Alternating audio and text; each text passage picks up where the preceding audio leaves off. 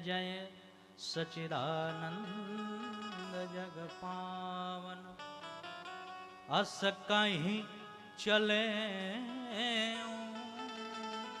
मनोज नशान। भगवान शंकर जैसे ही देखे तो कहे जय हो सच्चिदानंद, आपकी जय हो। तो सच्चिदानंद शब्द का अर्थ क्या होता है? सच्चिदानंद किसे कहते हैं? ये सच्चिदानंद कौन है? तो देखो, इस एक ही शब्द में भगवान के सर्वस्व गुण समाहित हैं, केवल एक शब्द में। और वो शब्द कौन सा है? तो सच्चिदानंद शब्द। सच्चिदानंद शब्द में भगवान के सर्वस्व गुण समाहित है। सच्चिदानंद शब्द 3 शब्दों से मिलकर के बना है, सत्य, चित्त और आनंद। 3 शब्द कौन है? तो जो सत्य घन है, जो चित्त घन है और जो आनंद घन है, वही कौन है? तो सच्चिदानंद है। ये मैं इसमें एक शब्द का प्रयोग किया, घन। घन शब्द का अर्थ क्या होता है? एक ऐसा वस्तु जिसमें कोई बाहरी आवरण प्रवेश न करे, उसको क्या कहते हैं? घन कहते हैं। उदाहरण से समझ लो, सत्य घन कहने का मतलब जिसमें असत्य का कोई प्रवेश न हो, वही कौन है? तो सत्य घन। दूसरा चित्त घन।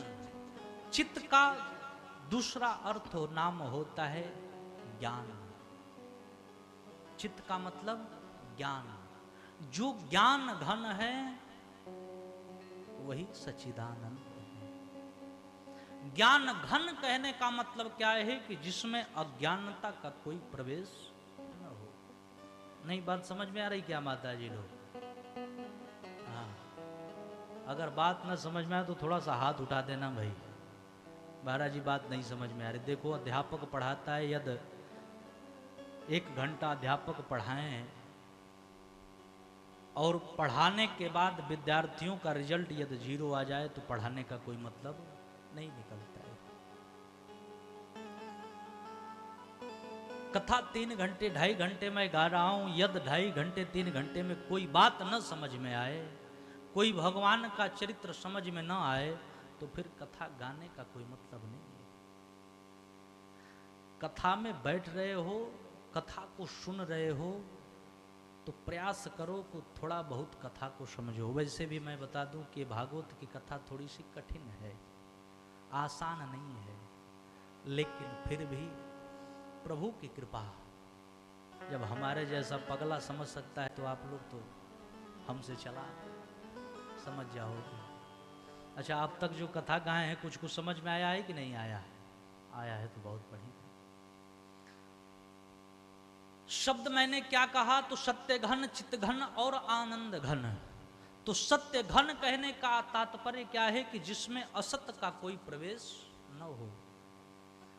चित्त घन कहने का मतलब कि जिसमें अज्ञानता का कोई प्रवेश न हो। और आनंद घन कहने का मतलब होता है प्यारे, जिसमें दुख का कोई प्रवेश न हो, जिसमें अज्ञानता का कोई प्रवेश न हो, जिसमें असत्य का कोई प्रवेश न हो, और जिसमें कभी विषाद प्रवेश न करे, दुख प्रवेश न करे, यही सच्चिदानंद है। इसीलिए तो कहा जाता है कि भगवान आनंद स्वरूप है। भगवान का जो स्मरण करता है उस जीव को कष्ट में भी आनंद आता है। कारण संत कभी दुखी नहीं हो। संत